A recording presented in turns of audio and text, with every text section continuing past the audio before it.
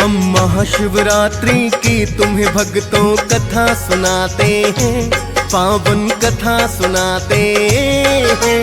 भोलेनाथ सदा भक्तों पर कृपा बरसाते हैं, हम कथा सुनाते हैं। हम महाशिवरात्रि की तुम्हें भक्तों कथा सुनाते हैं, पावन कथा सुनाते हैं। भोलेनाथ सदा भक्तों पर कृपा बरसाते हैं, हम कथा सुनाते हैं। जो करते हैं इनका ध्यान, बिन मांगे मिले वरदान।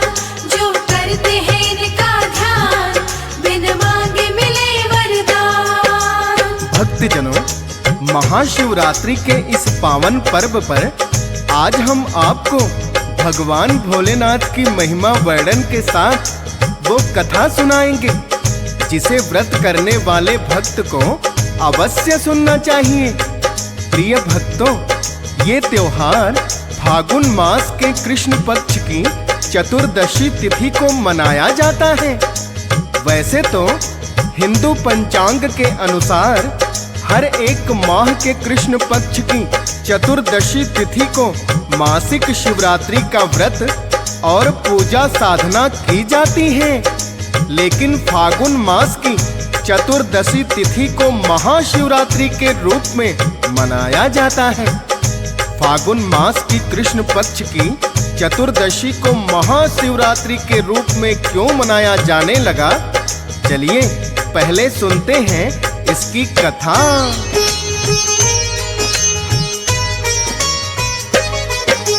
ज्योतिर्लिंग के रूप में इस दिन प्रकट हुए थे शिवजी। ब्रह्मा और विष्णु ने मिलकर इनकी पूजा की। फागुन मास के कृष्ण पक्ष की चतुर्दशी का दिन था। मानते हैं अवतरण दिवस है ये तो भक्तों इनका। ज्योतिर्लिंग के रूप में जब ये धरती पर प्रकटे हैं, पहली बार ब्रह्मा और विष्णु पूजा भी करते हैं।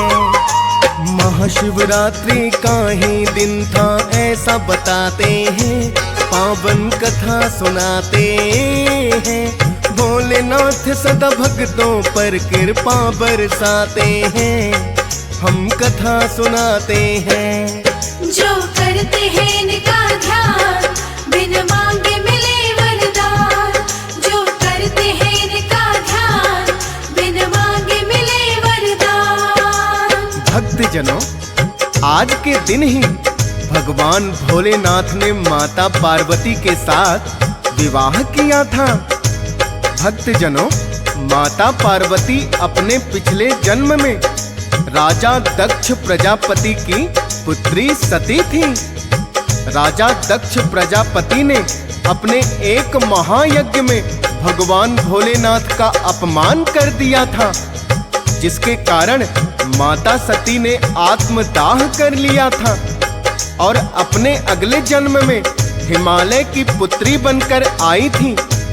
जब कन्या विवाह के योग्य हो गई तो राजा दक्ष प्रजापति ने योग्य वर खोजने के लिए पंडित को भेज दिया।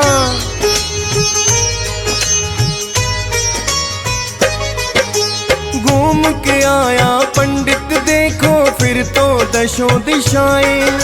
माँ गौरा के लिए योग्य वर उनको नजर ना आए।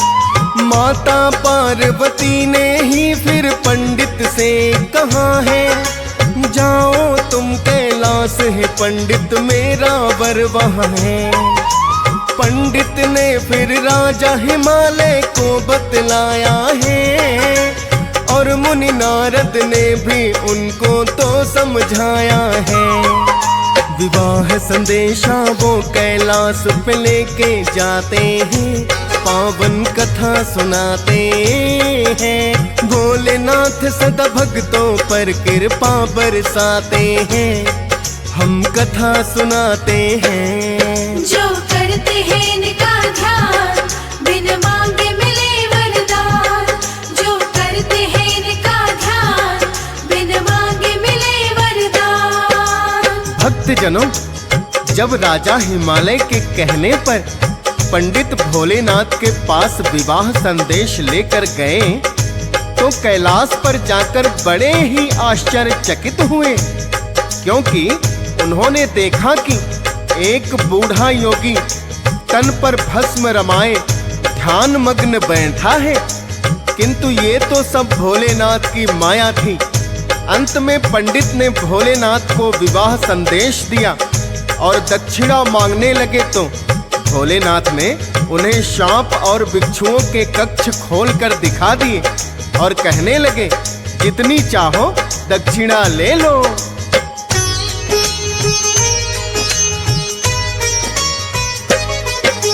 भोलेनाथ से जब पंडित ने दक्षिणा लेनी चाही, खोल कोठरी भोलेनाथ ने पंडित को दिखलाई। कहने लगे कि पंडित चाहे जितनी दक्षिणा ले ले। देखे जब पंडित ने उसने बिच्छू सांप जहरीले। बोला पंडित दक्षिणा मुझको चाहिए ना बाबा। उल्टे पांव डर करके फिर पंडित तो है भागा। राजा हिमालय को आकर के पंडित ने बतलाया, बोला विवाह संदेशा देकर मैं तो है चलाया। सुन कर के ये राजा हिमालय भी हर्षाते हैं, पावन कथा सुनाते हैं। भोलेनाथ सदा भक्तों पर कृपा बरसाते हैं, हम कथा सुनाते हैं। जो करते हैं इनका ध्यान, बिन मांगे मिले वरदान। जो करते हैं इनका ध्यान, बिन मांगे मिले वरदान। भक्तजनों, जब पंडित भोलेनाथ को विवाह